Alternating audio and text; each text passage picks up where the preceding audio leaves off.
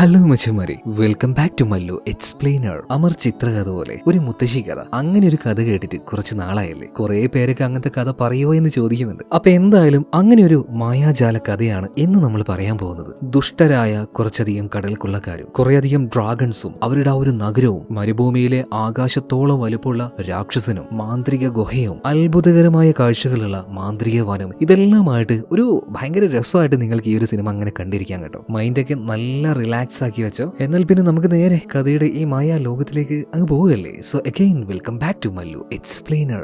സിനിമയുടെ ആരംഭത്തിൽ തന്നെ കടലിൽ തകർന്നു കിടക്കുന്ന ഒരു കപ്പൽ കാണിക്കുകയാണ്. കപ്പലിന്റെ അവശിഷ്ടങ്ങൾ ആ വെള്ളത്തിലൂടെ അതങ്ങനെ ഒഴുകി നടക്കുകയാണ്. അതുപോലെ തന്നെ കപ്പലിന്റെ ഉൾഭാഗത്തായിട്ട് ഒരാള് പോലുമില്ല, എല്ലാവരും മരണപ്പെട്ടിരിക്കുകയാണ്. ഇനി ആകെ ബാക്കിയുള്ളത് ഒരു ചെറിയ കുട്ടി മാത്രമാണ്. ഇപ്പൊ ഈ ഒരു കപ്പലിനെ ആക്രമിച്ച് നശിപ്പിച്ചു കളഞ്ഞ ആ കൊള്ളക്കാരുടെ കപ്പലും കാണിക്കുന്നുണ്ട്. അവര് തൊട്ടടുത്ത് തന്നെ ഉണ്ടായിരുന്നു. കൊള്ളക്കാരിൽ ചിലർ ഇപ്പൊ തകർന്നു പോയ ഈ കപ്പലിന്റെ ഉള്ളിൽ പോയപ്പോ ആ കുട്ടിയെ കിട്ടുകയാണ്. ആ കുട്ടിയുമായിട്ട് നേരെ ഇവരുടെ ക്യാപ്റ്റന്റെ അടുത്തേക്ക് വരികയാണ്. ക്യാപ്റ്റൻ ഇപ്പോ ആ ഒരു കുട്ടിയെ കയ്യിലെടുത്തോണ്ട് പറയണ, ആഹാ പണക്കാരനാവാനുള്ള സമയമായി, ഇവനെ വെച്ച് നമ്മൾ കുറച്ച് കാശ് ഉണ്ടാക്കുകടാ. ഇവിടെ സീൻ കട്ടായി അടുത്ത സീനിൽ കാണിക്കുന്നത് ഒരു ചെറിയ ദ്വീപാണ്. ആ ദ്വീപിലേക്ക് ചെറിയൊരു കപ്പൽ വന്നിട്ടുണ്ട്, ഒരു കൊറിയർ ഡെലിവറിക്കായിട്ടാണ്. എന്തായാലും കൊറിയറുമായിട്ട് വന്ന ആള് കപ്പൽ അവിടെ സൈഡാക്കിയിട്ട് ഈ പാർസലുമായിട്ട് നേരെ ദ്വീപിലേക്ക് കയറുകയാണ്. അവിടെ വലിയൊരു കൊട്ടാരൊക്കെ ഉണ്ട് കേട്ടാ. അതുപോലെ ഈ കുഞ്ഞു ദ്വീപിലെ ഈ ചെറിയ രാജ്യത്തിലെ ജനസംഖ്യ എന്ന് പറയുന്നത് 3 പേരാണ്. സോറി, ക്ഷമിക്കണം, 3 അല്ല 4 പേരുണ്ട്. ഇവർക്കൊരു രാജാവ് കൂടെ ഉണ്ട്. എന്തായാലും കൊറിയറുമായിട്ട് ആള് വന്നപ്പോ തന്നെ ആ ദ്വീപിലുണ്ടായിരുന്ന 3 പേര് അങ്ങോട്ടേക്ക് വരുന്നുണ്ട്. എന്താ കാര്യം എന്ന് ചോദിച്ചപ്പോ മിസ്സിസ് ഗ്രെയിൻ ടൂത്തിന് ഒരു കൊറിയർ വന്നിട്ടുണ്ട്, അത് തരാൻ വേണ്ടി വന്നതാന്ന് പറയണം. മിസ്സിസ് ഗ്രെയിൻ ടൂത്തോ? അങ്ങനെ ഒരാൾ ഇവിടെ ഇല്ലല്ലോ. ആ സമയത്താണ്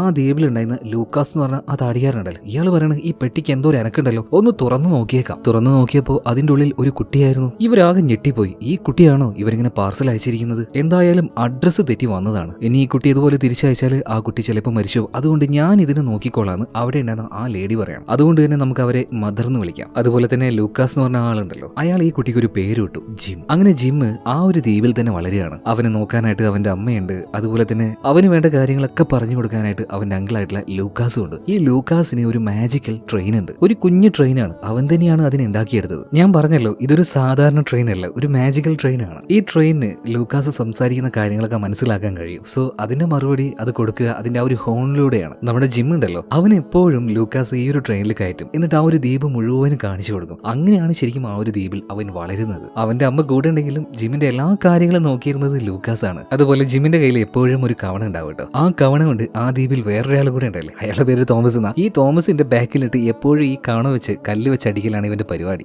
എന്തിനാണെന്ന് ചോദിക്കുകയാണെങ്കിൽ ജസ്റ്റ് ഫോർ എൻ എന്റർടൈൻമെന്റ്. എന്തായാലും ജിം നല്ല ജോളിയായിട്ട് തന്നെ ലൂക്കാസിന്റെ കൂടെ ആ ഒരു ദ്വീപിൽ വെച്ച് വളരുകയാണ്. ഒരു ദിവസം ജിമ്മിന്റെ പാന്റിന്റെ ബേക്ക് ഭാഗം ഒന്ന് കീറിപ്പോയി. അവന്റെ അമ്മയുടെ അടുത്തേക്ക് തുന്നാൻ കൊടുക്കുകയാണ്. തുന്നാൻ കൊടുത്ത സമയത്ത് അവിടെ വലിയൊരു ബട്ടൺ വെച്ച് തുന്നുന്നുണ്ട്. അതിനുശേഷം അവന്റെ അമ്മ അവനെ വിളിച്ചു ജിം ബട്ടൺ. ആഹാ, മുടുക്കനായി, നല്ല അടിപൊളി പേര്. അതുപോലെ ജിമ്മിന്റെ അമ്മയ്ക്ക് ഇവിടെ ഒരു ചെറിയൊരു പലചരക്ക് കടയുണ്ട് കേട്ടോ. അവിടെ വരുന്ന ഏക കസ്റ്റമർ എന്ന് പറഞ്ഞാൽ ആ ഒരു തോമസ് മാത്രമാണ്. എന്നാൽ പിന്നെ എന്തിനാ ഇങ്ങനെ ഒരു കട എന്ന് ചോദിക്കുകയാണെങ്കിൽ കഥയിൽ ചോദ്യമില്ല. ഞാൻ പറഞ്ഞല്ലോ, ഇതൊരു ഫാന്റസി മുത്തശ്ശി കഥയാണ്. എന്തായാലും അവന്റെ അമ്മയുടെ കടയിൽ ഇടയ്ക്കിടയ്ക്ക് പോയിട്ട് ജിം ഹെൽപ്പ് ചെയ്ത് കൊടുക്കുക കേട്ടോ. ഇപ്പൊ എന്തൊക്കെയോ ചില സാധനങ്ങൾ മേടിക്കാനായിട്ട് തോമസ് വന്നിട്ടുണ്ട്. അതിനിടയിൽ ജിം അവിടെ വൃത്തിയാക്കിക്കൊണ്ടിരിക്കുമ്പോൾ മുകളിൽ നിന്നും ഒരു പെട്ടി താഴേക്ക് വീഴാണ്. ഇതുവരെയായിട്ടും ഇങ്ങനെ ഒരു പെട്ടി കണ്ടിട്ടില്ലല്ലോ. അവൻ പതിയെ ആ ഒരു പെട്ടി തുറന്നു നോക്കുകയാണ്. ആ പെട്ടി അതൊരു കൊറിയർ വന്ന പെട്ടിയാണെന്ന് അത് നോക്കിയപ്പോൾ അവന് മനസ്സിലായി. അതിലൊരു ഫ്രം അഡ്രസ് ഉണ്ടായിരുന്നു. അതുപോലെ തന്നെ ഒരു ടു അഡ്രസ്സും ഉണ്ടായിരുന്നു. ടു അഡ്രസ് മിസ്സിസ് ഗ്രെയിൻ ടൂത്തിന്റെ അടുത്തേക്കാണ് ഈ പെട്ടി വന്നിരിക്കുന്നത്. അതുപോലെ തന്നെ ആ പെട്ടിയിൽ അയച്ച സാധനം അത് മറ്റൊന്നുമല്ല, അത് എന്നെ തന്നെ ആയിരുന്നു എന്നും ജിംബോട്ടത്തിന് അത് നോക്കിയപ്പോൾ മനസ്സിലായി. അവനിപ്പോ ഒന്നും മിണ്ടാതെ നേരെ ലൂക്കാസിന്റെ അടുത്തേക്ക് പോവാണ്. ലൂക്കാസ് ആണെങ്കിൽ അവന്റെ ആ ഒരു ട്രെയിനിന് എന്തൊക്കെയോ ചില തകരാറുകൾ വന്നിട്ട് അത് നന്നാക്കുന്ന തിരക്കിലായിരുന്നു. ജിം ഇപ്പോൾ അവിടെ വന്ന പാടേനെ നീ മറ്റേ 8ന്റെ സ്പാൻഡർ എടുക്കുക, അത് കഴിഞ്ഞിട്ട് 6ന്റെ സ്പാൻഡർ എടുക്കുക, ഓരോ സാധനങ്ങൾ അവനെ കൊണ്ട് അങ്ങനെ എടുപ്പിച്ചുകൊണ്ടിരിക്കുകയാണ്. ഇതിനിടയിൽ നമ്മുടെ ജിം എന്ത് ചെയ്തു, ഒരു ബക്കറ്റിൽ വെള്ളം എടുത്ത് നേരെ കൊണ്ടുപോയിട്ട് ലൂക്കാസിന്റെ തലയിലേക്ക് ഒട്ടി ഒഴിക്കലാണ്. ലൂക്കാസ് ആണെങ്കിലോ എഴുന്നേറ്റ് ഒരു നൃത്തം നിൽക്കുന്നുണ്ട്. എന്നിട്ട് അവന്റെ തൊപ്പിയിൽ കെട്ടിക്കിടക്കുന്ന വെള്ളം എടുത്ത് നേരെ ജിമ്മിന്റെ തലയിലേക്ക് ആക്കുകയാണ്. ആളുടെ രൂപം മാത്രമേ ഉള്ളൂ കേട്ടോ. ഇങ്ങനെ ആളൊരു പച്ച പാവാണ്. ലൂക്കാസിനാണെങ്കിൽ ജിമ്മിനെ ഭയങ്കര ഇഷ്ടമാണ്. ഇപ്പൊ ജിം ലൂക്കാസിനോടൊരു കാര്യം ചോദിക്കുന്നുണ്ട്. അങ്കിളെ, ഞാനൊരു കാര്യം ചോദിച്ചാൽ സത്യം പറയോ, ഞാൻ ഇവിടെ തന്നെയാണോ, ഈ മാരോലാൻഡിൽ തന്നെയാണോ ജനിച്ചത്? അതായത് ഈ ദ്വീപിന്റെ പേരാണ് മാരോലാൻഡ്. എന്റെ അമ്മ ശരിക്കും എന്റെ അമ്മ തന്നെയാണോ? ഇത് ചോദിച്ചപ്പോൾ ലൂക്കാസിന് ഉത്തരം മുട്ടി പോവാണ്. എന്തോ പറയേണ്ടതെന്ന് തിരിയുന്നില്ല. ഇതേ നേരത്താണ് രാജാവ് അവന് ഫോണിൽ വിളിക്കുന്നത്. ഫോണിലോ? കാലത്തിൽ എവിടെ ഫോൺ എന്ന് ചോദിക്കുകയാണെങ്കിൽ കഥയിൽ ചോദ്യമില്ല. എന്തായാലും ഫോൺ വിളിച്ച രാജാവ് അർജന്റ് ആയിട്ട് ഒന്ന് ഇങ്ങോട്ടേക്ക് വരണം, എനിക്ക് നിന്നോടൊരു കാര്യം പറയേണ്ടതെന്ന് പറയണം. ഇത് കേട്ടുപാടിനെ ലൂക്കാസ്, ഞാൻ ഇപ്പൊ വരാം രാജാവേ, ഇത് പറഞ്ഞിട്ട് നൈസായിട്ട് ജിമ്മിന്റെ അടുത്ത് ഒഴിവാക്കുക കേട്ടോ. അതായത് ജിമ്മിന് മറുപടി കൊടുക്കണ്ടല്ലോ ഇനി. അങ്ങനെ ലൂക്കാസ് ഇപ്പോൾ നേരെ രാജാവിന്റെ അടുത്തേക്ക് വന്നിട്ടുണ്ട്. രാജാവേ പറയൂ, എന്താണ് പ്രശ്നം? അത് പിന്നെ ലൂക്കാസെ, നമ്മുടെ നിലനിൽപ്പുമായി ബന്ധപ്പെട്ട് വലിയൊരു കാര്യം ചർച്ച ചെയ്യാനാണ് ഞാൻ നിന്നെ ഇങ്ങോട്ടേക്ക് വിളിച്ചിരിക്കുന്നത്. ചെറിയൊരു ഭയത്തിൽ ലൂക്കാസ് എന്താണ് പ്രഭു കാര്യം എന്ന് ചോദിക്കുന്നുണ്ട്. അപ്പൊ രാജാവ് പറയണ, നീ നീ പ്രഭു എന്നൊന്നും വിളിച്ച് എന്നെ ഊക്കാൻ നിൽക്കണ്ട. ഞാൻ എന്തായാലും കാര്യം പറയാം. നമ്മുടെ ഈ രാജ്യം ഉണ്ടല്ലോ, ഈ രാജ്യത്തിന്റെ ജനസംഖ്യ വല്ലാതെ കൂടിക്കൊണ്ടിരിക്കുകയാണ്. ഇവിടെയുള്ള ആളുകൾക്ക് കൊടുക്കാൻ മാത്രമുള്ള റിസോഴ്സ് ഭക്ഷണം ഇവിടെ ഇല്ല. ഇത് കേട്ട് ലൂക്കാസ് ആകെ ഞെട്ടിപ്പോവാണ്. എന്താണ് പ്രഭു ഈ പറയുന്നത്? രാജാവും ഞാനും എല്ലാവരും കൂടെ ചേർത്ത് ആകെ 5 പേരല്ലേ ഉള്ളൂ ഈ രാജ്യത്ത്. ഇത്രയും ആൾക്കുള്ള റിസോഴ്സ് ഈ ദ്വീപിൽ ഇല്ലാന്നാണോ രാജാവ് പറയുന്നത്? ഇപ്പൊ രാജാവ് പറയണത് അതൊന്നും എനിക്ക് കേൾക്കണ്ട. നമ്മൾ 4 പേരെ ഇവിടെ ഉണ്ടായിരുന്നുള്ളൂ. അതിനിടയിൽ ഒരു കുട്ടിയോട് വന്നപ്പോൾ അത് 5 ആയി. അതിനർത്ഥം ജനസംഖ്യ കൂടിയെന്നല്ലേ? ഇതിന് എന്തെങ്കിലും ഒരു പരിഹാരം കണ്ടേ മതിയാവുള്ളൂ. ഒന്നില്ലെങ്കിൽ ജിമ്മിനെ ഇവിടെ നിന്ന് ഒഴിവാക്കുക, അല്ലെങ്കിൽ മറ്റൊരു സംഭവം ഉണ്ട്, അതിനെ ഒഴിവാക്കിയാലും മതി. അതെന്താണ് രണ്ടാമത്തെ വഴി പ്രഭു എന്ന് ലൂക്കാസ് ചോദിച്ചപ്പോൾ അത് മറ്റൊന്നുമല്ല, നിന്റെ ആ ഒരു ജീവനുള്ള ട്രെയിൻ ഉണ്ടല്ലോ, ആ ട്രെയിനെ നമ്മുടെ ലൂക്കാസ് വിളിക്കുന്നത് യമ എന്നാണ്. അപ്പൊ യമയെ ഇവിടുന്ന് ഒഴിവാക്കിയാൽ മതി എന്ന് രാജാവ് പറയാണ്. ഇതൊട്ടും നമ്മുടെ ലൂക്കാസിന് ഇഷ്ടപ്പെട്ടില്ല. ഈ ലോകത്തിൽ മറ്റെന്തിനേക്കാൾ ലൂക്കാസ് സ്നേഹിക്കുന്നത് അവന്റെ ആ ഒരു ട്രെയിൻ എഞ്ചിൻ ഉണ്ടല്ലോ അതിനെയാണ്. ഇത് കേട്ട ലൂക്കാസിന് സഹിക്കാൻ പറ്റിയില്ല കേട്ടോ. രാജാവിനോടൊന്നും പറയാതെ അവൻ നേരെ നമ്മുടെ ജിമ്മിന്റെ അമ്മയുടെ അടുത്തേക്ക് ചെല്ലുകയാണ്. എന്നിട്ട് അവരോട് സങ്കടമൊക്കെ പറയുന്നുണ്ട്. രാജാവ് പറഞ്ഞു എന്റെ യമയെ ഇവിടുന്ന് പുറത്താക്കാൻ വേണ്ടി. അങ്ങനെ അവളെ ഒറ്റയ്ക്ക് ഞാൻ പുറത്താക്കില്ല, പോവാണെങ്കിൽ ഞാനും കൂടെ പോകുന്നു പറയണം. ഇവരീ സംസാരിക്കുന്ന കാര്യം അവിടെ ഉണ്ടായിരുന്ന ജിമ്മ് കേൾക്കുകയാണ്. എന്തായാലും ലൂക്കാസ് ഇതിനുശേഷം തീരത്ത് പോയിരിക്കുകയാണ്. അവിടെ തന്നെ ആ ഒരു ട്രെയിൻ എഞ്ചിൻ ഉണ്ടായിരുന്നു കേട്ടോ. നമ്മളിനി ട്രെയിൻ എഞ്ചിൻ എന്ന് പറയേണ്ട യമ എന്ന് പറഞ്ഞാൽ മതി. യമ എന്ന് പറഞ്ഞാൽ നിങ്ങൾ മനസ്സിലാക്കിക്കോളുക, അത് ആ ഒരു ട്രെയിൻ എഞ്ചിനാണ്. ഇപ്പൊ യമയോട് ലൂക്കാസ് പറയുന്നുണ്ട് എന്തൊക്കെ വന്നാലും ശരി, ഇനി എന്തൊക്കെ സംഭവിച്ചാലും ശരി, ഒരിക്കലും ഞാൻ നിന്നെ ഉപേക്ഷിക്കില്ല യമ. അപ്പൊ അതിന്റെ ആ ഒരു സ്നേഹം ഒരു മറുപടി എന്നോണം ഒരു ഹോൺ അടിച്ച് കാണിക്കുകയാണ്. ഇതേ നേരത്താണ് ജിം അങ്ങോട്ടേക്ക് വരുന്നത്. എന്നിട്ട് ലൂക്കാസിനോട് പറയുന്നത് ലൂക്കാസെ നിങ്ങൾ എവിടെ പോവാണെങ്കിലും നിങ്ങളുടെ കൂടെ ഞാൻ വരും. അപ്പൊ തന്നെ ലൂക്കാസ് അതൊന്നും പറ്റില്ല, കാരണം ഞാൻ പോകുന്ന വഴികളൊക്കെ വളരെയധികം ഡേഞ്ചർ ആണെന്ന് പറയണം. ഇപ്പൊ ജിമ്മ് പറയണ ലൂക്കാസ് എനിക്ക് അറിയണം എന്റെ അച്ഛനും അമ്മയും ആരാണ്, ഞാൻ എവിടുന്നാ ജനിച്ചത്, ആ രഹസ്യമൊക്കെ എനിക്ക് അറിയണം. അത് ഈ ദ്വീപിൽ നിന്നാൽ എന്തായാലും നടക്കില്ല. അതുകൊണ്ട് ലൂക്കാസെ എന്നെ കൂടെ കൂട്ടണം എന്ന് പറയണം. ഇപ്പൊ ലൂക്കാസ് പറയണത് ശരി ജിമ്മെ, ഞാൻ നിന്നെ കൂടെ കൂട്ടാം, പക്ഷെ നിന്റെ അമ്മയുടെ സമ്മതം ആദ്യം നീ മേടിക്കണം എന്ന് പറയണം. അങ്ങനെ അമ്മയുടെ സമ്മതം ചോദിക്കാനായിട്ട് അവൻ അമ്മയുടെ അടുത്തേക്ക് ചെല്ലുകയാണ്. പക്ഷെ നേരിട്ട് പോയാൽ അമ്മ എന്തായാലും സമ്മതിക്കില്ല എന്ന് അവന് ഉറപ്പാണ്. അതുകൊണ്ട് തന്നെ അമ്മ ഉറങ്ങുന്ന സമയം നോക്കിയിട്ട് അമ്മയുടെ അടുത്ത് ഒരു കത്ത് എഴുതി വെച്ച് അവൻ തിരിച്ചു വരികയാണ്. ആ സമയത്ത് ലൂക്കാസ് ആണെങ്കിൽ അവന്റെ ആ ഒരു ട്രെയിൻ എഞ്ചിൻ, അതായത് യമയെ വെള്ളത്തിലൂടെ പോകാൻ പാകത്തിന് ചെറിയൊരു കപ്പലാക്കി കൺവേർട്ട് ചെയ്തിട്ടുണ്ട്. ഇതേ നേരത്ത് നമ്മുടെ ജിം അങ്ങോട്ടേക്ക് വന്നിട്ട് ലൂക്കാസിനോട് നുണ പറയണം. ഞാൻ അമ്മയോട് കാര്യങ്ങളൊക്കെ പറഞ്ഞിട്ടുണ്ട്, അമ്മ സമ്മതിക്കുകയും ചെയ്ത്, ഇനി നമുക്ക് പോവില്ലേ എന്ന് ചോദിക്കുകയാണ്. അങ്ങനെ ലൂക്കാസും ജിമ്മും കൂടെ നമ്മുടെ യമയുടെ പുറത്തും കയറി അങ്ങനെ ആ കടലിലൂടെ യാത്ര തുടങ്ങുകയാണ്. അങ്ങനെ അർദ്ധരാത്രി ആയിട്ടുണ്ട്. നല്ല മഴയും കോളും കാണുന്നുണ്ട്. കടലാണെങ്കിൽ അല്പം ക്ഷോഭിച്ചുകൊണ്ടിരിക്കുകയാണ്. ഇതിനിടയിൽ നമ്മുടെ യമ നന്നായിട്ട് ഇളകിക്കൊണ്ടിരിക്കുകയാണ്. ഇതൊന്നും വലിയ കാര്യമാക്കാതെ അതിന്റെ ഉള്ളിൽ ഇരുന്ന ജിമ്മ് ഇപ്പൊ ഉരുണ്ട് താഴേക്ക് വീഴുന്നുണ്ട് കേട്ടോ. ഇത് കണ്ട് ആകെ ഞെട്ടിപ്പോയ ലൂക്കാസ് അവൻ ഉറക്കനെ വിളിക്കുന്നുണ്ട്. എന്നാൽ വെള്ളത്തിന്റെ ഏത് ഭാഗത്താ അവൻ വീണേന്ന് മനസ്സിലാവുന്നില്ല, കാരണം കപ്പലിങ്ങനെ ഇളകിക്കൊണ്ടിരിക്കുകയാണല്ലോ. ഒരു വിധത്തിൽ ജിം ഇപ്പൊ മുകളിലേക്ക് വന്നപ്പോൾ ലൂക്കാസ് അവനെ കാണാണ്. വേഗം തന്നെ ഒരു കയർ എറിഞ്ഞു കൊടുക്കുന്നുണ്ട്. ജിം വേഗം തന്നെ ആ ഒരു കയറിൽ പിടിക്കുകയാണ്. ഒരു വിധത്തിൽ ലൂക്കാസ് അവനെ ഇപ്പോൾ ആ ഒരു ചെറിയ കപ്പലിലേക്ക് വലിച്ചു കയറ്റുന്നുണ്ട്. എന്നിട്ട് അവന്റെ സേഫ്റ്റിക്കായിട്ട് അവന്റെ ബോഡിയും അതുപോലെ തന്നെ ലൂക്കാസിന്റെ ബോഡിയും ആ കയറുമായിട്ട് നന്നായിട്ട് കെട്ടിവെക്കുകയാണ്. ഇതേ നേരത്തിന് ഒരു ഭീമാകാരമായിട്ടുള്ള ഒരു തിരമാല അങ്ങോട്ടേക്ക് വരികയാണ്. ആ തിരമാലയിൽ പൂർണ്ണമായിട്ടും നമ്മുടെ യമ അങ്ങോട്ട് മുങ്ങിപ്പോകുന്നുണ്ട്. ഇവിടെ സീൻ കട്ടായി പിന്നീട് കാണിക്കുന്നത് ഒരു കടൽ തീരത്ത് എങ്ങനെയോ അടിഞ്ഞു കിടക്കുന്ന നമ്മുടെ യമയാണ്. അതിന്റെ ഉള്ളിൽ ജീവനോട് തന്നെ നമ്മുടെ ജിമ്മും ഉണ്ട്, ലൂക്കാസും ഉണ്ട്. ലൂക്കാസിന് ഇപ്പോഴും ബോധം വന്നിട്ടില്ല, ജിമ്മിന് ബോധം വന്നിട്ടുണ്ട്. അപ്പൊ തന്നെ അവൻ ലൂക്കാസിനെ വിളിക്കുകയാണ്. അങ്കിളെ എഴുന്നേൽക്ക്, നമുക്കൊരു കുഴപ്പമില്ല, നമ്മൾ രക്ഷപ്പെട്ടു എന്ന് പറയാണ്. അങ്ങനെ ഒരു വിധത്തിൽ ലൂക്കാസും എഴുന്നേൽക്കുകയാണ്. എഴുന്നേറ്റ് നോക്കുമ്പോൾ ഈ രാജ്യം ഇതേതാണ് അവന് നന്നായിട്ട് അറിയാം. മണ്ടേല, ഇവിടുത്തെ രാജാവിന്റെ കീഴിലാണ് ഇവരുടെ ആ ഒരു ചെറിയ ദ്വീപുള്ളത്, അതായത് മാരോലാൻഡ് എന്ന ആ ഒരു ചെറിയ ദ്വീപുള്ളത്. നമുക്ക് എന്തായാലും ഈ ഒരു ദ്വീപിൽ നിൽക്കടാ, ഇവിടുത്തെ രാജാവിനോട് നമുക്ക് സമ്മതം ചോദിക്കാം, ആദ്യം നമുക്ക് രാജാവിന്റെ അടുത്തേക്ക് പോകാന്ന് പറയണം. അങ്ങനെ ഇവർ പോവാൻ നിൽക്കുമ്പോൾ നമ്മുടെ ജിമ്മിന് അവിടെ വെച്ചൊരു ബോട്ടിൽ കിട്ടുകയാണ്. ആ ബോട്ടിന്റെ ഉള്ളിൽ ചെറിയൊരു കത്തും ഉണ്ടായിരുന്നു. നല്ല ആകാംക്ഷയുള്ളത് കൊണ്ട് തന്നെ ജിം ആ കത്ത് വായിച്ചു നോക്കാണ്. അത് എഴുതിയിരിക്കുന്നത് ലിസി എന്നൊരു കുട്ടിയാണ്. അവൾ ആരോ തട്ടിക്കൊണ്ടു പോയിട്ടുണ്ട്. സോ അവൾ അവിടുന്ന് രക്ഷപ്പെടാൻ വേണ്ടിയിട്ട് എഴുതിയതാണ് ഈ ഒരു കത്ത്. അവളെ രക്ഷിക്കാൻ വരണമെന്നും വലിയൊരു ആപത്തിലാണ് ഞാൻ പെട്ടതെന്നും അവൾ ആ ഒരു കത്തിൽ എഴുതിയിട്ടുണ്ട്. എന്തായാലും തൽക്കാലം ആ ഒരു കത്ത് അവിടെ ഇരിക്കട്ടെ, നമുക്ക് ആദ്യം നഗരത്തിലേക്ക് പോവാന്ന് ലൂക്കാസ് പറയണം. അങ്ങനെ ഇവർ രണ്ടുപേരും നേരെ ആ രാജ്യത്തിന്റെ നഗരത്തിലേക്ക് പോവാണ്. അവിടെ എത്തിക്കഴിഞ്ഞപ്പോൾ രണ്ടുപേരും ആകെ അത്ഭുതപ്പെട്ടു പോകുന്നുണ്ട്. അതൊരു സാധാരണ നഗരമായിരുന്നില്ല. ഒരുപാട് ആൾക്കാർ, അതും വ്യത്യസ്തമായിട്ടുള്ള പലതരം ആൾക്കാർ. ഈ മുടി വെട്ടാനും ചെവി ക്ലീൻ ചെയ്യാനൊക്കെ ആയിട്ട് സർവീസ് കൊടുക്കുന്ന ഒരു കടയുണ്ട്. അവിടേക്ക് ഇവർ പോയി നോക്കുമ്പോൾ നമ്മുടെ കൈപ്പത്തി ഉണ്ടല്ലോ, അത്ര നീളമുള്ള കുഞ്ഞു കുഞ്ഞു മനുഷ്യന്മാർ. ഇവർ അവിടെ വരുന്ന ആൾക്കാരുടെ മുടിയും തലയും ഇതെല്ലാം നന്നായിട്ട് വൃത്തിയാക്കി കൊടുക്കണം. അതുപോലെ തന്നെ തൊട്ടപ്പുറത്തായിട്ട് ഒരു മന്ത്രവാദിയുടെ കട. അയാളുടെ കയ്യിൽ ജീവനുള്ള ഒരു മരം ഉണ്ടായിരുന്നു. അതുപോലെ അതിശയിപ്പിക്കുന്ന പല കാര്യങ്ങളും ആ നഗരത്തിന്റെ പല ഭാഗത്തുണ്ട്. എന്നാൽ ജിമ്മിനെയും കൂട്ടി ലൂക്കാസ് നേരെ ചെല്ലുന്നത് കൊട്ടാരത്തിലേക്കാണ്. അവിടുത്തെ ചക്രവർത്തിയെ കണ്ട് ഇവിടെ നിന്നോട്ടെ എന്ന് സമ്മതം ചോദിക്കാനാണ് രണ്ടുപേരും ഇങ്ങോട്ടേക്ക് വന്നിരിക്കുന്നത്. എന്നാൽ ഇവിടെ എത്തിയപ്പോഴാണ് അവരൊരു കാര്യം കാണുന്നത്. രാജാവിന്റെ മകളെ കാണാതായിട്ടുണ്ട്. അവളുടെ ഫോട്ടോ അവിടെ ഉണ്ട്, അതുപോലെ തന്നെ അവളുടെ പേരും ഉണ്ട്. കണ്ടുപിടിച്ച് കൊടുക്കുന്നവർക്ക് വലിയ പാരിതോഷികം ഉണ്ടാവും. അതുപോലെ തന്നെ ആ രാജകുമാരിയുടെ പേരും അവിടെ എഴുതി വെച്ചിട്ടുണ്ടായിരുന്നു,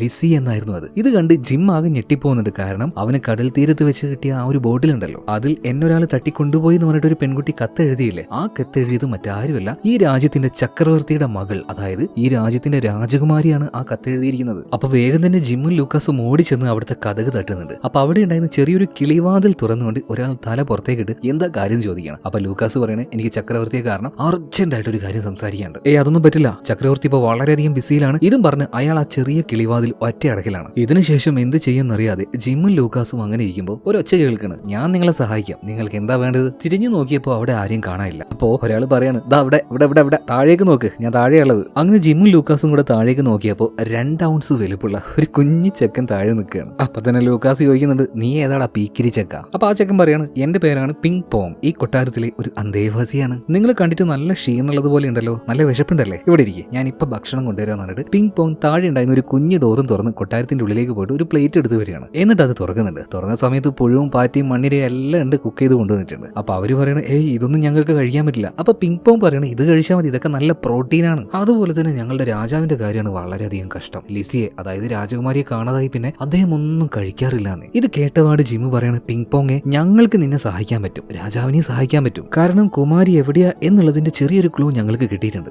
ശരി, എന്നാ പിന്നെ രാജാവിനെ കൊണ്ട് നമുക്കൊന്ന് സംസാരിക്കാന്ന് പിങ് പോങ് പറയാണ്. ഇപ്പൊ ജിമ്മു പോയിട്ട് വീണ്ടും ആ കഥക് തട്ടുകയാണ്. ഇപ്പൊ ആ വാതിൽ തുറന്ന ആൾ അപ്പൊ തന്നെ പറയുന്നുണ്ട്, നിങ്ങളോടല്ലേ പറഞ്ഞത് തുറക്കാൻ പറ്റില്ല, രാജാവിനെ കാണാൻ പറ്റില്ല എന്ന്. ഇപ്പൊ മര്യാദക്ക് ഇവിടുന്ന് പൊയ്ക്കേന്ന് പറയണം. ഇത് കേട്ടപാട് ദേഷ്യം വന്ന ലൂക്കാസ് ഇയാളുടെ തലയും പിടിച്ച് പുറത്തേക്ക് വലിച്ചിട്ട് പറയണം, നിനക്ക് നിന്റെ തല വേണോ, മര്യാദക്ക് വാതിൽ തുറക്കും. പേടിച്ചു പോയ ആ മനുഷ്യൻ ഇപ്പൊ വാതിൽ തുറക്കാണ്. എന്തായാലും അതിനുശേഷം നമ്മുടെ ജിമ്മും ലൂക്കാസും കൂടെ നേരെ കൊട്ടാരത്തിലേക്ക് കയറുകയാണ്. എന്നാൽ അവിടെ രാജാവ് ഉണ്ടായിരുന്നില്ലേ. മകളെ കാണാതായ വിഷമത്തിൽ അദ്ദേഹം എപ്പോഴും മുറിയിൽ തന്നെയാണ്, രാജ്യകാര്യങ്ങളിലൊന്നും ഇടപെടാറില്ല. അതുകൊണ്ട് തന്നെ രാജ്യത്തിന്റെ കാര്യങ്ങൾ നോക്കുന്നത് 3 മന്ത്രിമാരാണ്. ജിമ്മിനെയും ലൂക്കാസിനെയും കണ്ടപാട് തന്നെ എന്താണ് കാര്യം എന്ന് മന്ത്രിമാർ ചോദിക്കുന്നുണ്ട്. ഇതേ നേരം തന്നെ ജിമ്മ് പറയാണ്, രാജാവിന്റെ മകളായിട്ടുള്ള ലിസിയെ കണ്ടുപിടിക്കാനുള്ള ക്ലൂ അത് ഞങ്ങളുടെ കയ്യിലുണ്ടെന്ന് പറയണം. ഇത് കേട്ടപാട് തന്നെ ഈ മന്ത്രിമാര് പറയണം, ഓഹോ, അപ്പൊ നിങ്ങളാണ് അവരെ തട്ടിക്കൊണ്ടുപോയതല്ലേ, വിലവേശം വന്നതാണല്ലേ, പിടിക്കില്ലടാ ഇവന്മാരെന്ന് പറയണം. അപ്പോഴേക്കും ഭടന്മാർ ഓടി വരുന്നുണ്ട്. ലൂക്കാസ് പറയണ, ആഹാ, വാദിയെ പ്രതിയാക്കുന്നു, എല്ലാത്തിനും ഞങ്ങൾ കാണിച്ചു തരാമെന്ന് പറഞ്ഞിട്ട് നല്ല ഇടി കൊടുക്കുകയാണ് എല്ലാത്തിനും. ഒരു പട്ടാളക്കാർക്കും അവനോട് മുട്ടി നിൽക്കാൻ പറ്റുന്നില്ല, എല്ലാത്തിനെയും എടുത്തിട്ട് എറിയുന്നുണ്ട്. നമ്മുടെ ജിമ്മും അവനെ കൊണ്ട് പറ്റാവുന്ന രീതിയിൽ ലൂക്കാസിനെ ഹെൽപ്പ് ചെയ്യുന്നുണ്ട്. ഇതിനിടയിലാണ് ഒരു കരച്ചിൽ കേൾക്കുന്നത്, ലൂക്കാസേ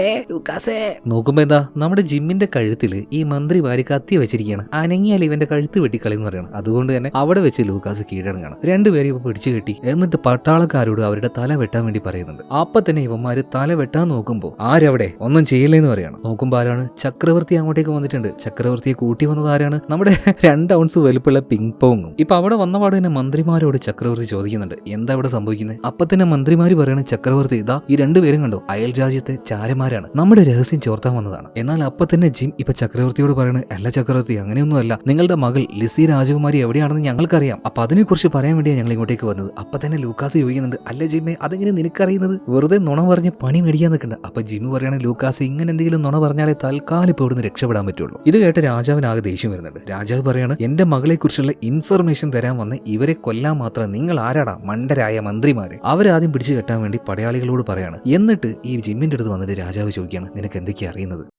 അപ്പൊ ജിം അവന് കിട്ടിയ ആ ഒരു കുപ്പിയിലെ ലെറ്റർ കാണിച്ചു കൊടുക്കുകയാണ്. അതേ സമയത്തിന് ചക്രവർത്തി പറയാണ്, ഇതുപോലൊരു കത്ത് എനിക്കും കിട്ടിയിട്ടുണ്ട്. അതായത് രാജകുമാരി എഴുതി കടലിറങ്ങിയ കത്തിന്റെ 2 ഭാഗങ്ങളായിരുന്നു അത് രണ്ടും ഇപ്പൊ ഒരുമിച്ച് വായിച്ചു നോക്കുമ്പോഴാണ് നമ്മുടെ ജിം ഒരു കാര്യം മനസ്സിലാക്കുന്നത്. അതായത് ഈ നാട്ടിലെ രാജകുമാരിയായിട്ടുള്ള ലിസി ഇപ്പോൾ ഉള്ളത് ഡ്രാഗൺസിന്റെ നാട്ടിലാണ്. ആ നാട്ടിലേക്കാണ് അവൾ ആരോ തട്ടിക്കൊണ്ടുപോയിരിക്കുന്നത്. അതുപോലെ തന്നെ ഡ്രാഗൺസിന്റെ നാട്ടിലെ മിസിസ് ഗ്രെയിൻ ടൂത്ത് എന്നൊരു ഡ്രാഗന്റെ കീഴിലാണ് ഇപ്പൊ ഇവരുള്ളത്. അവരാണ് ശരിക്കും രാജകുമാരി അടക്കം കുറേയധികം കുട്ടികളെ ഇപ്പൊ അടിമകളെ പോലെ വെച്ചിരിക്കുന്നത്. എന്നാൽ ആ കത്തിലുണ്ടായിരുന്ന മിസിസ് ഗ്രെയിൻ ടൂത്ത്, ആ പേര് കണ്ട സമയത്ത് ജിമ്മിന് എന്തോ ഒരു കാര്യം ഓർമ്മ വരികയാണ്. അതായത് അവൻ ആരോ കൊറിയറിൽ അവരുടെ ദ്വീപിലേക്ക് അയച്ചതായിരുന്നല്ലോ. അതിൽ 2 അഡ്രസ് ഉണ്ടായിരുന്നത് sorrow land Mrs grain tooth എന്നാണ്. എന്നാൽ ജിമ്മ് വന്ന ആ ഒരു ദ്വീപിന്റെ പേര് മോറോ ലാൻഡ് എന്നാണ്. അതായത് അഡ്രസ് മാറിയിട്ടാണ് ജിമ്മിന് ഇട്ടുവെച്ച ആ ഒരു കൊറിയർ പെട്ടി ഇങ്ങോട്ടേക്ക് വന്നത്. അതായത് അവന്റെ ദ്വീപിലേക്ക് പോയത്. അവന് ശരിക്കും ആരോ മിസിസ് ഗ്രെയിൻ ടൂത്ത് എന്ന ആ ഒരു ഡ്രാഗന്റെ അടുത്തേക്കാണ് അവനെ കൊറിയർ അയച്ചത്. അപ്പൊ ഇതിന്റെ പിന്നിലേക്ക് എന്തോ ഒരു കളി ഉണ്ടെന്ന് മനസ്സിലായ നമ്മുടെ ജിം ഉണ്ടല്ലോ, ചക്രവർത്തിയോട് പറയാണ്, ഇനി എന്തൊക്കെ സംഭവിച്ചാലും ശരി, ലിസി രാജകുമാരിയെ തേടി ഞാനും എന്റെ അങ്കിൾ ലൂക്കാസും കൂടെ പോവാണ്. രാജകുമാരിയെ കൊണ്ടേ ഞങ്ങൾ ഇങ്ങോട്ടേക്ക് വരുള്ളൂ. പക്ഷെ ചക്രവർത്തി ഞങ്ങൾക്ക് വേണ്ടി ഒരു ഉപകാരം ചെയ്യണം. ഞങ്ങൾക്ക് അങ്ങോട്ടേക്ക് പോകാൻ ആവശ്യമായിട്ടുള്ള മാപ്പ് തയ്യാറാക്കി തരണം. ചക്രവർത്തി അപ്പൊ തന്നെ കൊട്ടാരത്തിലുണ്ടായിരുന്ന ഈ മാപ്പിന്റെ സ്പെഷ്യലിസ്റ്റ് ആയിട്ടുള്ള ആൾക്കാരെ അങ്ങോട്ടേക്ക് വിളിപ്പിക്കുകയാണ്. അവരെ കൊണ്ട് ഈ ഡ്രാഗൺ സിറ്റിയിലേക്ക് പോകാൻ നല്ലൊരു മാപ്പ് വരപ്പിക്കുന്നുണ്ട്. എന്നാൽ ആ വഴിയെക്കുറിച്ച് അത്യാവശ്യം ധാരണ ഉണ്ടായിരുന്ന ഇവര് പറയാണ്, അങ്ങോട്ടേക്ക് പോകുന്നത് വളരെയധികം ഡേഞ്ചറാ. നിങ്ങൾ പോകുന്ന ഓരോ വഴിയിലും ഓരോ അപകടങ്ങൾ ഉണ്ടാവും. അതുപോലെ തന്നെ ചില സ്ഥലങ്ങളാണെങ്കിൽ യാതൊരു പ്രശ്നവും ഉണ്ടാവില്ല. എന്തായാലും ആ വഴിയിലൂടെ പോകുന്നത് മരണ തുല്യമാണെന്ന് പറയണം. ഇത് കേട്ട ജിമ്മ് പറയണ ഏയ് അതൊന്നും കുഴപ്പമില്ല, ഞാനും എന്റെ അങ്കിളും എന്തായാലും അങ്ങോട്ടേക്ക് പോകും, രാജകുമാരിയെ തിരിച്ചു കൊണ്ടുവരികയും ചെയ്യും. അപ്പൊ നമ്മുടെ ലൂക്കാസ് അങ്കിള് ജിമ്മിനെ നോക്കിയിട്ട് ഇങ്ങനെ പിറുപിറുക്കുന്നുണ്ട്, കുട്ടിക്കുരുപ്പ്, എന്നെ കൊലക്ക് കൊടുത്തേ അടങ്ങുള്ളൂ. പക്ഷെ എന്തൊക്കെയായാലും ജിം ഒരു കാര്യം പറഞ്ഞാൽ ലൂക്കാസ് അത് സാധിപ്പിച്ച് കൊടുക്കാതിരിക്കില്ല. അങ്ങനെ ചക്രവർത്തിയോടും അവിടെയുള്ള ആൾക്കാരോടും യാത്ര പറഞ്ഞുകൊണ്ട് യമയുടെ പുറത്ത് കയറിയിട്ട് ഇവർ രണ്ടുപേരും ആദ്യത്തെ സ്ഥലത്തേക്ക് പോവാണ്. അതായത് ആ മാപ്പിൽ ഇവർ രേഖപ്പെടുത്തിയ ഫസ്റ്റ് സ്ഥലം അതൊരു മാന്ത്രികമായ കാടായിരുന്നു. അതിന്റെ ഉള്ളിലേക്ക് കയറിയാൽ പല അത്ഭുതങ്ങളും കാണാൻ കഴിയും, പക്ഷേ അവിടെ അപകടമൊന്നുമില്ലാന്ന് ആ മാപ്പിൽ എഴുതിയിട്ടുണ്ട്. പറഞ്ഞതുപോലെ തന്നെ കാണാൻ നല്ല ഭംഗിയുള്ള ഒരു മാന്ത്രികമായ ഫോറസ്റ്റ് ആയിരുന്നു അത്. എന്തായാലും അവിടുത്തെ ആ ഒരു അത്ഭുതപ്പെടുന്ന കാഴ്ചകളെല്ലാം കണ്ട് ആ ഒരു മലയും കാടും ഇതെല്ലാം താണ്ടി ഇവർ അടുത്ത സ്ഥലത്തേക്ക് വന്നിരിക്കുകയാണ്. എന്നാൽ ഈ സ്ഥലം കുറച്ച് അപകടം പിടിച്ച സ്ഥലമാണ്. വലിയൊരു പാറ, ആ പാറയുടെ നടുവിലൂടെ ഒരു വഴി. അതിന്റെ ഉള്ളിലേക്ക് കയറി കഴിഞ്ഞാൽ രണ്ട് ഭാഗത്തായിട്ട് വളരെ ഉയരത്തിലുള്ള ആ കല്ലുകളാണ്. ഇതിന്റെ ഉള്ളിലേക്ക് കയറി കഴിഞ്ഞാൽ ചിലപ്പോൾ ഭൂതങ്ങൾ ഉണ്ടാവും, പ്രേതങ്ങൾ ഉണ്ടാവും, അറിയാൻ പറ്റാത്ത പല ശക്തികളും ഉണ്ടാവും. ഇതിനെക്കുറിച്ച് ജിമ്മും ലൂക്കാസും അങ്ങോട്ടും ഇങ്ങോട്ടും സംസാരിക്കുമ്പോൾ ഇവരുടെ ഈ ഒരു ശബ്ദത്തിന്റെ എക്കോ ഉണ്ടല്ലോ, അത് ഉള്ളിലേക്ക് പോയിട്ട് ഒരുപാട് തവണയായിട്ട് അതിങ്ങനെ തിരിച്ചടിക്കുകയാണ്. ചെറിയൊരു ശബ്ദം ഉണ്ടായാൽ തന്നെ അവിടെ ആകെ വല്ലാത്തൊരു പ്രകമ്പനം ഉണ്ടാകുകയാണ്. എന്തായാലും ഇതിലൂടെ പോവാതെ ഇവർക്ക് അപ്പുറത്തേക്ക് എത്താൻ കഴിയില്ല. അതുകൊണ്ട് രണ്ടും കൽപ്പിച്ച് ഇവർ എമയും കൂട്ടി അതിന്റെ ഉള്ളിലേക്ക് അങ്ങനെ പോവാണ്. എന്നാൽ ഇവർ നേരത്തെ സംസാരിച്ച ആ ഒരു കാര്യം ഉണ്ടല്ലോ, അതിന്റെ ആ ഒരു ശബ്ദ പ്രകമ്പനം ഇപ്പോഴും ഇതിന്റെ ഉള്ളിൽ വിട്ട് പോയിട്ടില്ല. അത് അങ്ങോട്ടും ഇങ്ങോട്ടും അടിച്ചടിച്ച് അതിന്റെ ആ ഒരു വൈബ്രേഷനിൽ പതിയെ പതിയെ ചെറിയ കല്ലുകൾ ആദ്യം വീഴാൻ തുടങ്ങുകയാണ്. അതപ്പോൾ ഇവർ വലിയ കാര്യമാക്കിയില്ല, അവർ വീണ്ടും മുന്നോട്ടേക്ക് തന്നെ പോവാണ്. എന്നാൽ പിന്നീട് വലിയ വലിയ പാറകൾ വീഴാൻ തുടങ്ങുകയാണ്. കാര്യം പ്രശ്നമാണെന്ന് ലൂക്കാസിന് മനസ്സിലായി. അതുപോലെ തന്നെ എമയുടെ വേഗത്തിന് ഇങ്ങനെ പോയാൽ ഇതിന്റെ ഉള്ളിൽ കിടന്ന് ഇവർ മരിച്ചു. അതുകൊണ്ട് എമയോട് ലൂക്കാസ് പറയണ എമ എന്നോട് ക്ഷമിക്കണേന്ന് പറഞ്ഞിട്ട് എന്തോ ഒരു ബൂസ്റ്റർ ഉണ്ടായിരുന്നു, അത് പിടിച്ച ഒരു ഒറ്റ വലിയാണ്. ആ സമയത്ത് എമയാണെങ്കിൽ നല്ല റോക്കറ്റ് സ്പീഡിൽ ഒരു ഒറ്റ പോക്ക. ഒരുപാട് കല്ലുകൾ വീഴുന്നുണ്ട്, അതിന്റെ പൊടിപടലങ്ങളൊക്കെ ഉണ്ടാവുന്നുണ്ട്. ഇതിന്റെ ഇടയിലൂടെ എങ്ങനെയൊക്കെയോ ആ പാറക്കെട്ടിനിടയിൽ നിന്നും ഇവർ പുറത്തേക്ക് എത്തി. അതേ സമയത്തിന് ആ വഴി പൂർണ്ണമായിട്ടും അടഞ്ഞു പോവാണ്. അങ്ങനെ ഇപ്പൊ ഇവർ എത്തി നിൽക്കുന്നത് ഒരു വലിയ മരുഭൂമിയിലാണ്. എന്നാൽ അവിടെ എത്തിയപ്പോഴേക്കും നമ്മുടെ എമയുടെ കാറ്റ് പോയി എന്ന് പറയാലോ. എഞ്ചിനൊക്കെ ആകെ ചൂടായി അതിന്റെ പല ഭാഗവും അടിച്ചു പോയിട്ടുണ്ട്. ഇനി എമയെ ഉപയോഗിച്ച് ഒരടി പോലും മുന്നോട്ടേക്ക് പോകാൻ പറ്റില്ല, മിക്കവാറും നടന്നു തന്നെ പോകേണ്ടി വരും. ഇത് കേട്ടപ്പോൾ ജിമ്മ് പറയണ ലൂക്കാസ് ഇത് നന്നാക്കാൻ എന്തെങ്കിലുമൊക്കെ ഒരു വഴിയുണ്ടോ? ലൂക്കാസ് പറയണ വഴിയുണ്ട്, പക്ഷേ അത് അപകടം പിടിച്ച വഴിയാണ്, എനിക്കാണെങ്കിൽ അത് ചെയ്യാനും പറ്റില്ല, നിന്നെ കൊണ്ടാണെങ്കിൽ ഞാൻ അത് ചെയ്യിപ്പിക്കൂല എന്ന് പറയണം. എന്നാലും ലൂക്കാസെ അതെന്താണെന്ന് ജിമ്മ് ചോദിച്ചപ്പോൾ അത് പിന്നെ ഈ എഞ്ചിന്റെ ഉള്ളിലേക്കൊന്ന് ഇറങ്ങി പോകണം, ഉള്ളിലേക്ക് പോയി കഴിഞ്ഞാൽ പിന്നെ എന്തൊക്കെ സംഭവിക്കുമെന്ന് പറയാൻ പറ്റില്ല, പിന്നെ അവിടെ ചെന്ന് ചില കാര്യങ്ങളൊക്കെ ചെയ്താൽ ഇത് റെഡിയാവും. അങ്ങനെ രണ്ടും കൽപ്പിച്ച് ജിമ്മ് പറയണം അങ്കിളെ ഞാൻ ഇത് ചെയ്യാം. ആദ്യമൊന്നും ലൂക്കാസ് സമ്മതിച്ചില്ലെങ്കിലും ജിം നിർബന്ധിച്ചത് കൊണ്ട് തന്നെ അവൻ സമ്മതിക്കുകയാണ്. അങ്ങനെ അവൻ ഡ്രസ്സെല്ലാം ഊരിയിട്ട് നേരെ ആ എഞ്ചിന്റെ ഉള്ളിലേക്ക് പോകണം. അതിന്റെ ഉള്ളിൽ ഫുള്ള് വെള്ളമാണ്, അതുപോലെ തന്നെ വലിയൊരു ലോകം പോലെയാണ് അതിന്റെ ആ ഉൾഭാഗം. അങ്ങനെ ലൂക്കാസ് പറഞ്ഞതെല്ലാം കേട്ട് ജിമ്മ് നേരെ ഒരു സ്പാൻഡർ എടുത്തുകൊണ്ട് നേരെ അതിന്റെ ഉള്ളിലേക്ക് പോകുന്നുണ്ട്. എന്നാൽ കുറെ നേരം കഴിഞ്ഞിട്ട് ജിമ്മ് പൊന്തി വരുന്നില്ല. ലൂക്കാസ് ആകെ പേടിച്ചുപോയി. അപ്പൊ തന്നെ എമ്മയോട് പറയുന്നുണ്ട് എമ്മ എന്നെ പെടുത്തല്ല, എന്റെ കൊച്ചിനൊന്നും സംഭവിക്കല്ലേ. അവനങ്ങനെ ഓരോന്ന് പ്രാർത്ഥിച്ചുകൊണ്ടിരിക്കുമ്പോൾ പെട്ടെന്ന് ജിം മുകളിലേക്ക് പൊന്തി വരികയാണ്. അങ്കിള് പറഞ്ഞതുപോലെ തന്നെ ശരിയാക്കിയിട്ടുണ്ട്, ഇനി ഒന്ന് സ്റ്റാർട്ട് ചെയ്ത് നോക്കെന്ന് പറയണം. ഇപ്പൊ ലൂക്കാസ് പോയിട്ട് എമ്മയെ സ്റ്റാർട്ട് ചെയ്ത സമയത്ത് അവൾ ഓണാകുകയാണ്. പിന്നീട് എമ്മയുടെ പുറത്ത് കയറിയിട്ട് ഇവർ രണ്ടുപേരും ആ മരുഭൂമിയിലൂടെ പോവുകയാണ്.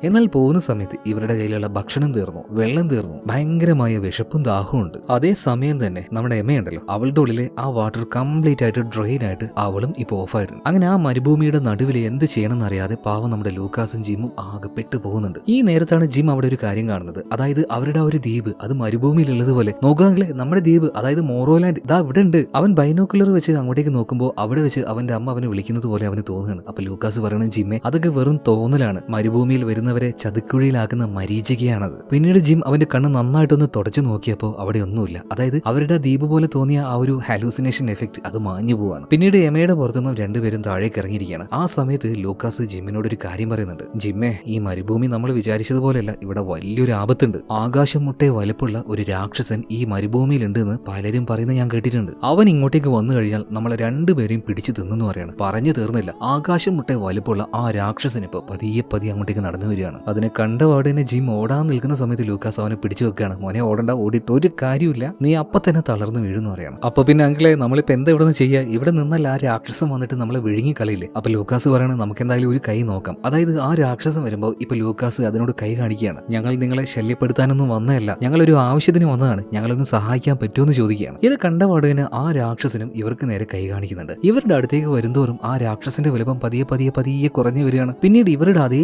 വലുപ്പമാവുന്നുണ്ട് ആ രാക്ഷസന്. എന്നിട്ട് ഇവരോട് പറയാണ്, കഴിഞ്ഞ 500 വർഷമായിട്ട് ഞാൻ ഈ മരുഭൂമിയിൽ ജീവിക്കുന്നുണ്ട്. പക്ഷെ എന്താണെന്നറിയില്ല, ആരെന്നെ കണ്ടാലും പേടിച്ച് ഇവിടുന്ന് ഓടുകയാണ്. ആരും എന്നോട് കൂട്ടുകൂടാറില്ല. ഞാൻ ആകെ ഇവിടെ ഒറ്റപ്പെട്ടതുപോലെയാ. പിന്നെ നിങ്ങൾ എന്നെ കണ്ട് ഒരു കൂട്ടുകാരനെ പോലെ സംസാരിച്ചില്ലേ, അതുകൊണ്ടാണ് നിങ്ങളുടെ വലുപ്പത്തിലേക്ക് എനിക്ക് വരാൻ പറ്റിയത്. എന്തായാലും ഈ രാക്ഷസന്റെ ഈ സംസാരം കേട്ടപാട് തന്നെ ലൂക്കാസിനും ജിമ്മിനും ഒരു കാര്യം മനസ്സിലായി. ഇതൊരു പാവം രാക്ഷസനാണ്, ആരെയും ഒന്നും ചെയ്യാത്ത രാക്ഷസൻ. അതുകൊണ്ട് തന്നെ അയാളോട് ഇവരുടെ കാര്യങ്ങളൊക്കെ പറയാണ്. പക്ഷെ ഇപ്പൊ ഏറ്റവും അത്യാവശ്യമായിട്ട് ഇവർക്ക് വേണ്ടത് വെള്ളമാണ്. അത് കേട്ടപാടിന്റെ രാക്ഷസൻ പറയണ, നിങ്ങൾ എന്തിനാ പേടിക്കുന്നത്, നിങ്ങൾ എന്റെ കൂടെ വാ, നിങ്ങൾക്ക് ആവശ്യമായിട്ടുള്ള എല്ലാം ഞാൻ തരാന്ന് പറയണം. അങ്ങനെ ആ രാക്ഷസൻ അയാൾ താമസിക്കുന്ന സ്ഥലത്തേക്ക് ഇവരെ കൊണ്ടുപോവാണ്. ഇവർക്ക് ആവശ്യമായിട്ടുള്ള വെള്ളം, ഭക്ഷണം ഇതെല്ലാം കൊടുക്കുന്നുണ്ട്. എന്നിട്ട് പിറ്റേ ദിവസം രാവിലെ ആയപ്പോൾ ലൂക്കാസ് പറഞ്ഞതുപോലെ തന്നെ ഡ്രാഗൺ സിറ്റിയിലേക്ക് പോകാനുള്ള ഒരു സ്ഥലത്തേക്ക് രാക്ഷസൻ ഇവരെ കൊണ്ടുപോയാക്കാണ്. അത് മുഴുവനായിട്ടും ഇരുട്ട് കൂടിയ ഒരു സ്ഥലമായിരുന്നു കേട്ടോ. മരുഭൂമിയിൽ അങ്ങനെ ഒരു സ്ഥലം അത് വേറെ എവിടെ ഉണ്ടാവില്ല. കണ്ടാൽ തന്നെ പേടിയാവുന്ന വ്യത്യസ്തമായ ഒരു സ്ഥലമായിരുന്നു. എന്തായാലും അതിന്റെ ഉള്ളിലേക്ക് പോകുന്നതിന് മുന്നേ തന്നെ ആ രാക്ഷസൻ ഇവർക്ക് വാണിംഗ് കൊടുക്കുന്നുണ്ട്. മക്കളെ, ഈ സ്ഥലം, അതായത് ഈ ഗുഹയുടെ ഉള്ളിലേക്ക് കയറി കഴിഞ്ഞാൽ നിങ്ങൾ വിചാരിക്കുന്നത് പോലെയല്ല. ഇതിന്റെ ഉള്ളിൽ കൊടൂരമായ തണുപ്പാണ്. മരവിച്ച് നിങ്ങൾ ഐസ് പോലെ ആയിപ്പോവും. അതുകൊണ്ട് ഒരു കാരണവശാലും നിങ്ങളുടെ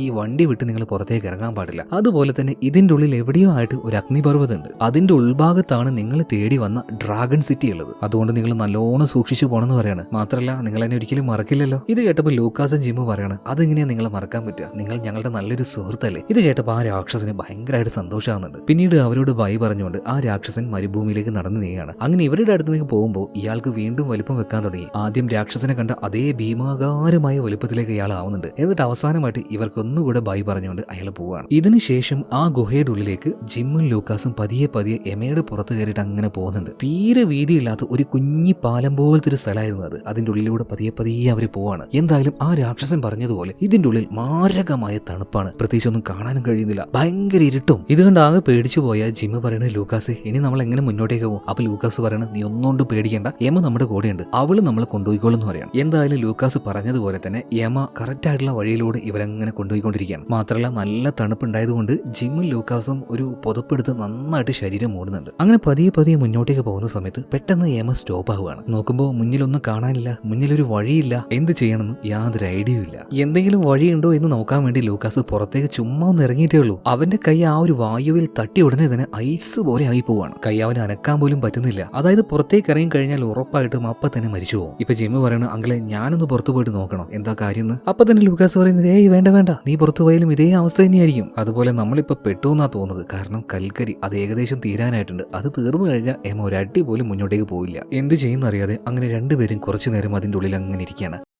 പെട്ടെന്നാണ് നമ്മുടെ ജിമ്മിന് ഒരു ഐഡിയ വരുന്നത്. അതായത് എമയോട് അവളുടെ ആ ഒരു ഹോണിന്റെ ശബ്ദം ഉപയോഗിക്കാൻ പറയാണ്. അതിങ്ങനെ അവിടുത്തെ ഗുഹയുടെ ചുമരിൽ തട്ടി തിരിച്ചു വരുമ്പോൾ ഒരു പ്രത്യേകതരം വൈബ്രേഷനും പ്രകമ്പനും ഇതൊക്കെ ഉണ്ടാവുമല്ലോ. അപ്പൊ അത് വെച്ച് മുന്നോട്ടേക്കുള്ള വഴി അവളോട് കണ്ടുപിടിക്കാൻ വേണ്ടി പറയാണ്. യമ അതുപോലെ ഒന്ന് ട്രൈ ചെയ്ത് നോക്കുന്നുണ്ട് കേട്ടോ. അതായത് അവൾ ഉണ്ടാക്കുന്ന ആ ശബ്ദവും പിന്നീട് തിരിച്ചു വരുന്ന ആ വൈബ്രേഷനും ഇതെല്ലാം വെച്ച് അവൾ ഒരു വഴി കണ്ടുപിടിക്കുകയാണ്. അങ്ങനെ മുന്നോട്ടേക്ക് പോയപ്പോൾ തലയോട്ടിയുടെ ഷേപ്പുള്ള ഒരു ഗുഹയുടെ വാതിൽ കാണുകയാണ്. ഇത് തന്നെയായിരിക്കും പുറത്തേക്ക് കിടക്കാനുള്ള ആ ഒരു വഴി എന്ന് പറഞ്ഞിട്ട് യമയോട് അതിന്റെ ഉള്ളിലേക്ക് വളരെ വേഗത്തിൽ പോകാൻ പറയാണ്. അവൾ അതിലൂടെ വളരെ വേഗത്തിൽ പോകുന്നുണ്ട്. ഇവർ വിചാരിച്ചതുപോലെ തന്നെ ആ തണുത്തുറഞ്ഞ ഗുഹയുടെ ഉള്ളിൽ നിന്നും അവസാനം ഇവർ പുറത്തേക്ക് ഇറങ്ങണം. എന്നാൽ ഇറങ്ങിയ വാർഡ് തന്നെ എമയുടെ ഉള്ളിലെ കൽക്കരി മുഴുവനായിട്ടും തീർന്നു. ഇനി അവൾക്ക് മുന്നോട്ടേക്ക് പോകണമെങ്കിൽ കൽക്കരി നിർബന്ധമായിട്ടും വേണം. അതുപോലെ തന്നെ ഈ ഗുഹ കടന്ന് പുറത്തേക്ക് വന്നാൽ ഉണ്ടാവുന്ന വലിയൊരു അപകടത്തെക്കുറിച്ച് ആ രാക്ഷസൻ പറഞ്ഞായിരുന്നു. അതായത് ആ സ്ഥലം മുഴുവനും അഗ്നിപർവ്വതങ്ങൾ പൊട്ടിക്കൊണ്ടേയിരിക്കും. രാക്ഷസൻ പറഞ്ഞതുപോലെ തന്നെ ചുറ്റും നോക്കുമ്പോൾ ഒരുപാട് അഗ്നിപർവ്വതങ്ങൾ അതങ്ങനെ പൊട്ടിക്കൊണ്ടിരിക്കുകയാണ്. ഒരുപാട് ലാവകൾ പുറത്തേക്ക് തെറിച്ചുകൊണ്ടിരിക്കുകയാണ്. ഇതിൽ നിന്നും എങ്ങനെയെങ്കിലൊക്കെ രക്ഷപ്പെടണമല്ലോ. എങ്ങോട്ടേക്ക് ഓടണം എന്നറിയാതെ അങ്ങോട്ടും ഇങ്ങോട്ടും ഇവർ രണ്ടുപേരും പരക്കം പായുന്ന സമയത്ത് ഈ അഗ്നിപർവ്വതമൊന്നുമില്ലാത്ത ചെറിയൊരു ഹോള് കാണുകയാണ്. അങ്ങോട്ടേക്ക് പോയപ്പോൾ ഇവർ രണ്ടുപേരും അതിന്റെ ഉള്ളിലേക്ക് തെന്നിത്തെറിച്ച് വീഴുന്നുണ്ട്. അവസാനം ആ ഒരു ഗുഹയുടെ ഉള്ളിലേക്ക് ഇവരെത്തുകയാണ്. ഉള്ളിലേക്ക് എത്തിക്കഴിഞ്ഞ സമയത്ത് അതിന്റെ ഉള്ളിൽ ഒരു ഡ്രാഗൺ ഉണ്ടായിരുന്നു. അതിന്റെ നിഴൽ ഇവർ കാണുന്നുണ്ട് കേട്ടോ. എന്നാൽ പതിയെ പതിയെ ആ ഡ്രാഗൺ മുന്നോട്ടേക്ക് വന്നപ്പോൾ ജിമ്മിനും ലൂക്കാസിനും ചിരി വരികയാണ്. അപ്പൊ തന്നെ ആ ഡ്രാഗൺ പറയുന്നുണ്ട്, ചിരിക്കേണ്ട ചിരിക്കേണ്ട, എല്ലാവരും ഇങ്ങനെ തന്നെയാണ്, എന്നെ നോക്കി എല്ലാവരും ചിരിക്കും, ആർക്കും എന്നെ കാണുമ്പോൾ ഒരു പേടിയില്ല, എല്ലാവരും എന്നെ കളിയാക്കും. ഇപ്പൊ വേഗം ചിരി നിർത്തിയ ജിമ്മ് പറയണ, അല്ല ഡ്രാഗൺ, എന്താ നിന്റെ പേര്? അതൊക്കെ അറിഞ്ഞിട്ട് എന്തിനാ? എന്റെ പേര് ഹിപ്പോ ഡ്രാഗൺ എന്ന് എല്ലാവരും പറയും. അല്ല നിങ്ങൾ എന്തിനാ എന്റെ ഗുഹയിലേക്ക് വന്ന് കയറിയത്? ബാക്കിയുള്ളവരെ പോലെ തന്നെ എന്നെ കളിയാക്കാനാണോ? അപ്പൊ ജിമ്മും ലൂക്കാസും അവരുടെ കാര്യങ്ങൾ പറയണം, ഞങ്ങൾ അതിനൊന്നും വന്നതല്ല, വഴി തെറ്റി ഇതിന്റെ ഉള്ളിൽ വന്ന് വീണതാണ്. അല്ല നീ എന്താ ബാക്കിയുള്ളവരെ പോലെ അല്ലാത്തത്, എന്തെങ്കിലും ഒറ്റപ്പെട്ട് നിൽക്കുന്നതെന്ന് ഇവനോട് ചോദിച്ചപ്പോൾ, ഓൾറെഡി എന്റെ രൂപം കണ്ടല്ലോ, ആർക്കും എന്നെ കണ്ട പേടിയൊന്നും ആവില്ല, എല്ലാവരും എന്നെ കണ്ട് ചിരിക്കും. ബാക്കിയുള്ള ഡ്രാഗൺസിനെ പോലെ ഘോരമായ ഒരു മുഖമൊന്നും എനിക്കില്ലല്ലോ, നിഷ്കളങ്കമായ ഒരു മുഖമുള്ളത് അതെന്റെ തെറ്റാണോ? പറയൂ, അതെന്റെ തെറ്റാണോ? പറയൂ. ഇപ്പൊ ജിമ്മും ലൂക്കാസും പറയണ, ഏയ് നിന്റെ തെറ്റല്ല. അതുപോലെ തന്നെ ഈ കുട്ടി ഡ്രാഗൺ മറ്റൊരു കാര്യം കൂടെ പറയുന്നുണ്ട്, നിങ്ങൾ ഇങ്ങോട്ടേക്ക് വരുമ്പോൾ ഒരുപാടധികം അഗ്നിപർവ്വതങ്ങൾ പൊട്ടുന്നു കണ്ടില്ലേ, അതിന്റെ ഓരോന്നിന്റെയും അടിയിലായിട്ട് ഓരോ ഡ്രാഗൺ ഉണ്ടാവും. അതിന്റെ ഉള്ളിൽ വെച്ച് അഗ്നിപർവ്വതത്തിന്റെ ലാവ ഉണ്ടാക്കാനും തീ ഉണ്ടാക്കാനൊക്കെ അവർക്ക് ഓരോ മെഷീൻസും ഉണ്ട്. അതുപോലൊരു മെഷീൻ എനിക്കുണ്ട്. എന്നാൽ ആ മെഷീൻ ഇപ്പൊ കംപ്ലൈന്റ്. അതുകൂടി ആയപ്പോ തിരുപ്പതിയായി. ആർക്കും എന്നെ ഒരു വിലയില്ല. ഇപ്പൊ കാണാനും ഗുണമില്ല,